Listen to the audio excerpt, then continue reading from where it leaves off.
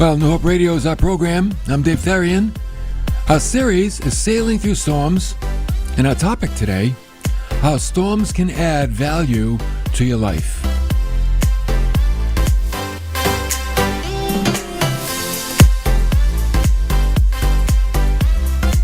Did you ever think of that? Did you ever think of how storms can have a positive aspect and they can actually improve your life? Wow. We're looking to see how that works today. Yes, we are. Sailing through storms, it's not something the average person can do, but it can be a reality for anyone who wants to learn to do it. And I think we need to learn to do it. You know why? The storms are real. Oh yeah, storms come. It's not if they come, it's when they come. And we need to be prepared and equipped on how to sail through those storms. That's why I bring you this series, a good series about handling the difficult aspects of life.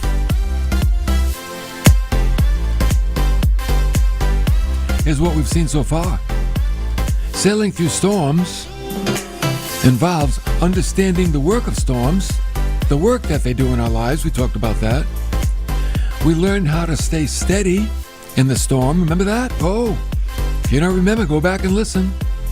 Staying steady in the storm.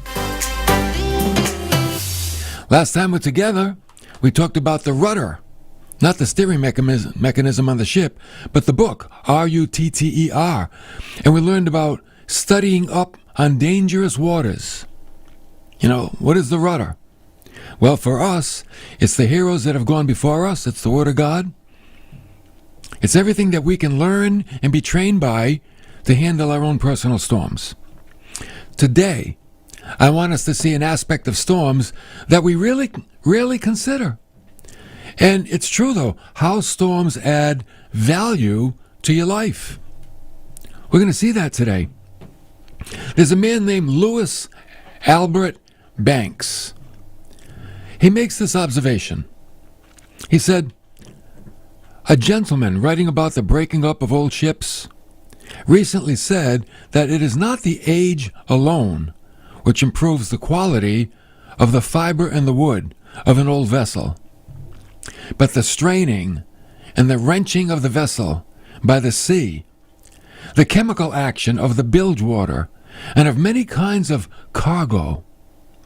He said some planks and veneers made from an oak beam, which had been part of a ship 80 years ago, were exhibited a few years ago at a fashionable furniture store on Broadway in New York.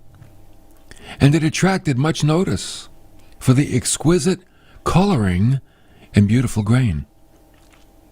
Equally striking were some beams of mahogany taken from a ship which sailed the seas years ago, 60 years ago actually. And the years and the traffic had contracted the pores and deepened the color until it looked as superb in its chromatic intensity as an antique Chinese vase. Now, you've seen those vases, right? Beautiful. And what he's saying is that he's noticed the wood from these old ships, when they've been beaten and almost abused, how it brought out the beauty of the grain and the pores and the wood. He said one of these was made into a cabinet and has stood today as a place of honor in the drawing room of a wealthy New York family. And then he makes this closing statement. So there is a vast difference between the quality of old people who have lived flabby, self-indulgent, useless lives, and the fiber of those who have sailed all seas and carried all cargoes as the servants of God and the helpers of their fellow men. Now, were you able to get that picture? The picture of the ship, the old ship, it's 100 years old, wooden cargo vessel, and the salts and the spray and the bilge and everything you can imagine is beating on that ship and drawing out the beauty of the planks in the ship, making them not only beautiful, but valuable, and then constructed into wonderful, expensive furniture. So he goes on and he said, not only the wrenching and the straining of life, but also something of the sweetness of the cargoes gets into the very pores and fiber of character. He's saying, we're like that ship. Not everybody. Those who live a life like that ship, a life of usefulness and a life of purpose to God, that there is a beauty that emerges from you through all of the storms that you've been through. Think about the storms. God has added value to your life. Yes, the storms have beat upon you, and you thought you were going to sink, but God always brought you through, and it's made you even more beautiful in His sight. So, keeping this in mind, most people remember the story of Job. Remember Job? He was the wealthiest man of his day. He had, so much livestock, servants, wealth. He had a lot of children. He was a very healthy man. And then a terrible time struck in Job's life. He was a vessel that was going to go through a storm. And Satan came to God and said, the reason he's happy is because you bless him. Let me take away the blessing, and let's see how happy and faithful he remains. And God says, do whatever you want, but don't kill him. And he went to work, and everything Job had, Satan destroyed. The livestock was stolen, the servants were killed, the wealth was taken away, his children died, even his health was gone. He found himself sitting in a landfill, scraping boils off his body with a broken piece of pottery.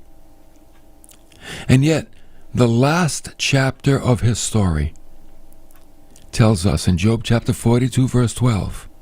You know what it says? When he came through that storm, the Lord blessed the latter days of Job more than his beginning. As good as it was in the beginning, after he came through the storm, it was even better.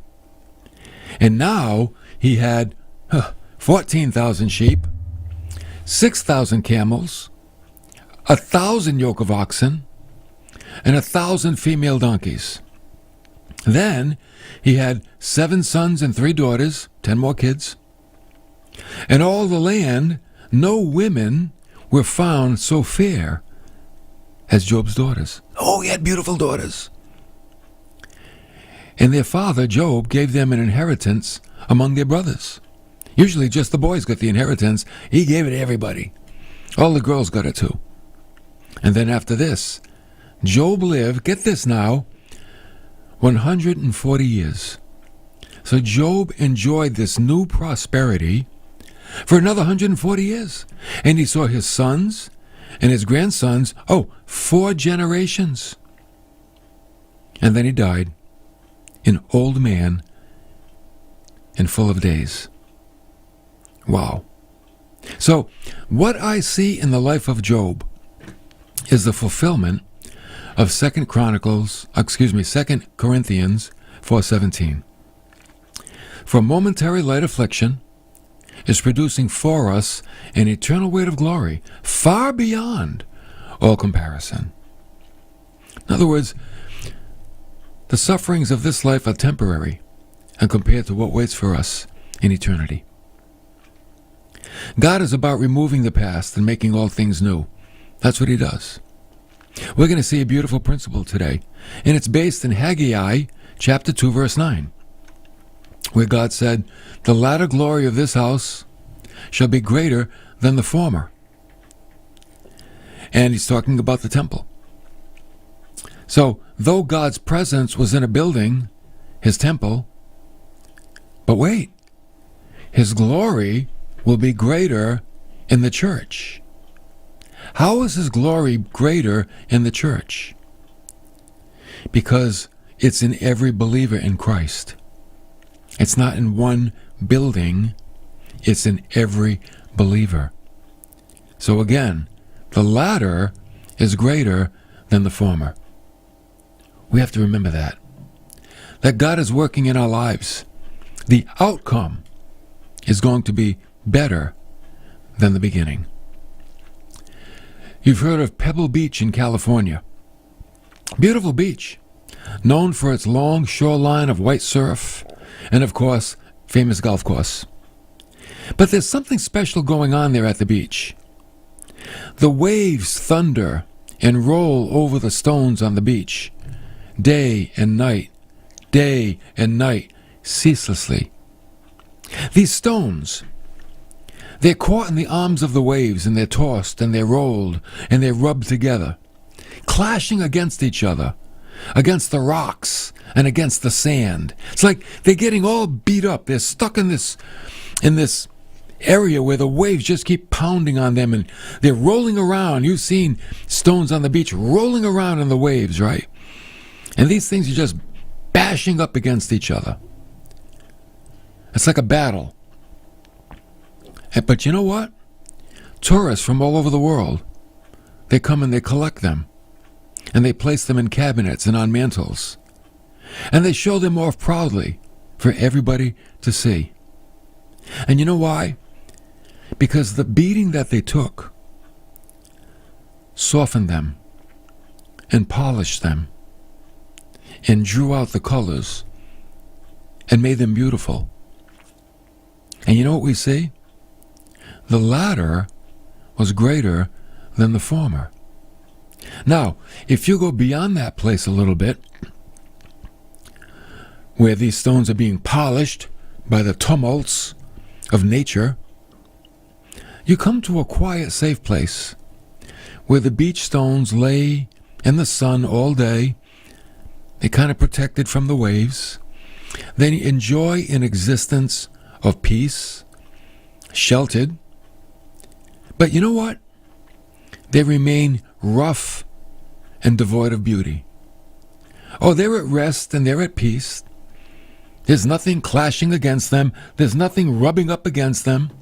They're not rolling around in the surf. They just lay there. That's it. And they're rough, and they're gray, and you know, nobody comes to pick them up. Nobody takes them home because they are devoid of beauty. They've never been chosen by a traveler. You know why? They've never experienced the polishing process of storms and beating waves. They've never done that. So here's the principle today. Polish comes through trouble. What are we talking about today? Is this guy crazy? Maybe. Storms can add value to your life. We don't like them. I don't like storms. I don't ask for them. I don't want them. I pray to change the weather. God, change the weather. But God has a different plan. And God uses them to polish us and bring out our inner beauty. Polish comes through trouble. The latter is greater than the former. In the words of one great poet, here's what he said. Oh, blows that smite, oh, hurts that pierce, this shrinking heart of mine. What are you but the master's tools, forming a work divine?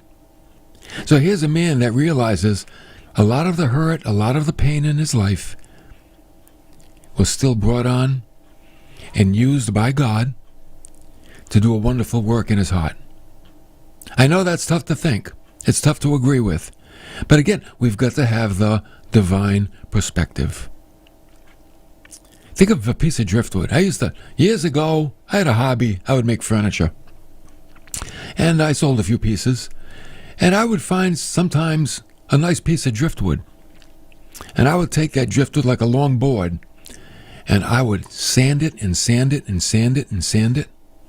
And then put varnish on it and polyurethane. And that thing would shine. Now that driftwood was abandoned. Who knows how many years it floated around in the ocean till it found its way to the beach and then was sun-baked, and it just lay there dead. Gray, ugly, just laying there. But then you take it and you sand it and you polish it. And it's like, whoa, it's beautiful. Brought out the grain, brought out the beauty of the wood. But if it was just left to sit there and never move, it would remain ugly and useless. But because someone took it and polished it and varnished it and made it into something, someone wanted it and someone used it because it was beautiful, forming a work divine. That's what God is doing in us. So therefore, it's the course of things in life that make one smooth, the tumults that polish the soul. Sandpaper smooths the wood, doesn't it? Not cotton. If you want to sand down a piece of wood, make it nice and smooth. You don't go get a cotton ball and rub that thing all day. No, you got to get sandpaper. If you rub sandpaper on your skin, that doesn't feel good. But you put it on the wood, and it does its job.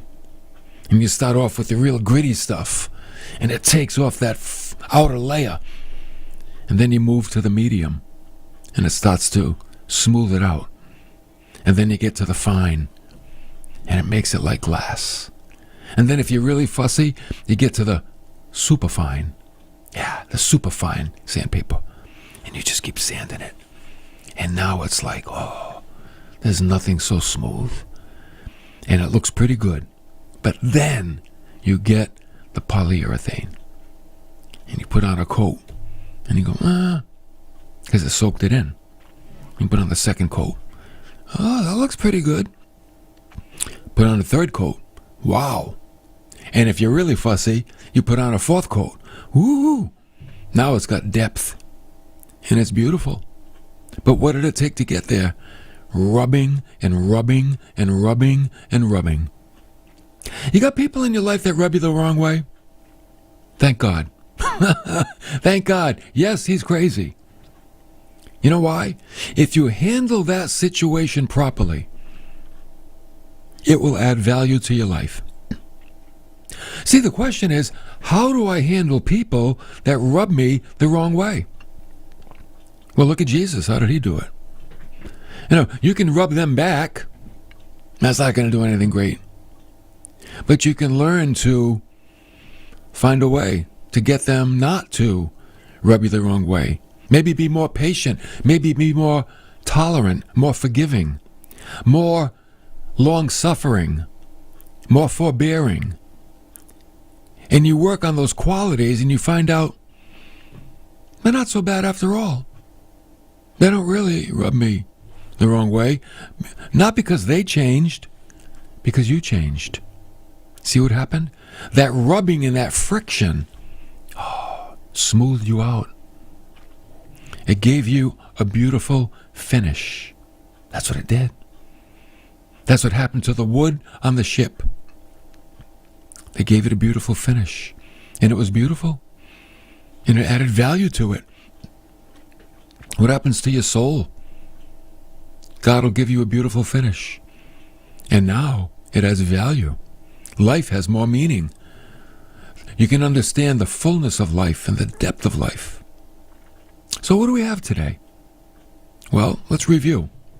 Like the sun, the salt, the straining, bring out the beauty of the grains in the wood on the ship, and it makes it beautiful and very, very expensive. And when they make it into furniture, you know what? It also becomes a one-of-a-kind. Yeah, it's a one-of-a-kind because that wood has been prepared. And there's no other wood like it. And you make that into a table or a hutch or a mantle or something like that, and it's like, there's no other one that looks like that That's an individual peace, and it's a rare, beautiful peace. And what's the outcome? The latter is greater than the former.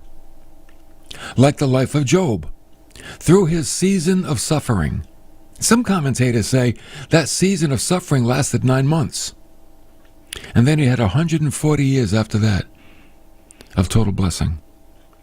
So that season of suffering brought him more than he had before. Again, the latter is greater than the former. Like the temple, it held the presence of God. Oh, that temple is beautiful. It's a beautiful temple. And the Shekinah glory would rest in the Holy of Holies. And the curtains, and the gold, and the workmanship. Oh, it was beautiful. But now, God resides inside each believer. And you know what? The latter is greater than the former. That temple was destroyed. But now we are the temple of God. Isn't that better? We don't go to the temple. We are the temple. The latter is greater than the former. Like the rough, sharp stones, they're softened, they're polished, they're beautified by what? The crashing of the waves. You've seen those stones on the beach, right? The wave comes in and they roll around, and they click on each other. And it makes such a noise. But you look closely and, oh, they're so smooth and round. Why? Because the crashing of the waves softened the edges, polished them, made them beautiful. Every one of us have picked up a shiny stone from the beach and brought it home, even as kids, right?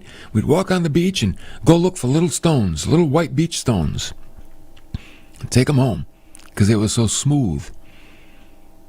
The latter is greater than the former. Right? So think about it. Let's try to put our life in there now. Let's try to put our life. The crashing, the friction, the battles, the waves breaking over us. But God is working, so the latter will be greater than the former. And you know, at the end of time, the Apostle John, you know what he said? He said in Revelation 21, "Then I saw, a new heaven and a new earth. For the first heaven and the first earth passed away, and the sea was no more." And what did God do? He created a better earth and a better heaven. The heaven's the atmosphere, not God's throne. The latter is greater than the former. Now we think about us. 2 Corinthians 5:17. If anyone is in Christ, he is a, new creation. The old has passed away. Behold, the new has come. The latter is greater than the former. What we were before salvation, what we are after salvation, beautiful. The bride of Christ, child of God. Your condition is much better after salvation than before salvation. Before salvation, we're lost. After salvation, we're found. Before salvation, we're condemned. After salvation, we're forgiven. The latter is greater than the former. So let's live in that. Paul said, put off the old self, which belongs to your former manner of life, and it's only corrupt anyway, through deceitful desires. Be renewed in the spirit of your minds. Put on the new self. That's the one that God created in the likeness of his own Son. Let's walk in newness of life, right? Don't walk in the old ways. Walk in newness of life, because the latter is greater than the former. So we ride the waves, right? We're a ship in a storm, and we ride out those waves. And that ship, it creaks, and it howls, and it screams, and it sounds like it's going to break up. And it's like, but it makes it through. And that storm just added to the beauty of the wood. And yes, we'll go through our storm, and we're like that ship. We'll howl, and we'll creak, and we'll scream. But you know what? Stay faithful. That's okay. No one says we're going to wear a smile through the storm. I'm not saying that. You can scream all the way through it. But you're going to come out on the other side, if you stay faithful, better than you were. See, God is working. Storms can add value to our life. I don't think God would allow things if they didn't make us better. And God is shaping and molding, because what's the goal? Christ-likeness. That's it. The goal of the Christian is to become like Christ. And if that means being polished with sandpaper and being rolled over by waves and having friction with other people to smooth down our rough edges, then that's the work that God will do in our lives if we stay faithful. And you come out polished and shiny and beautiful on the other side. And just like you can see the deep grains in the wood, you will be a deeper thinking person when it's all said and done.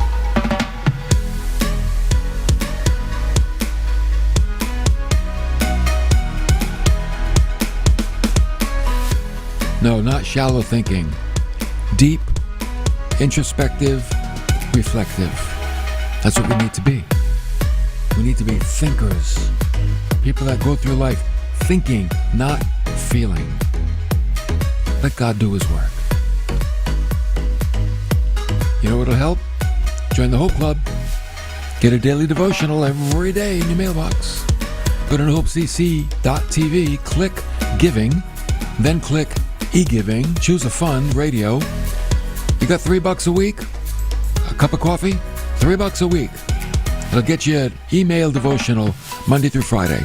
And you'll help keep our radio show on the air.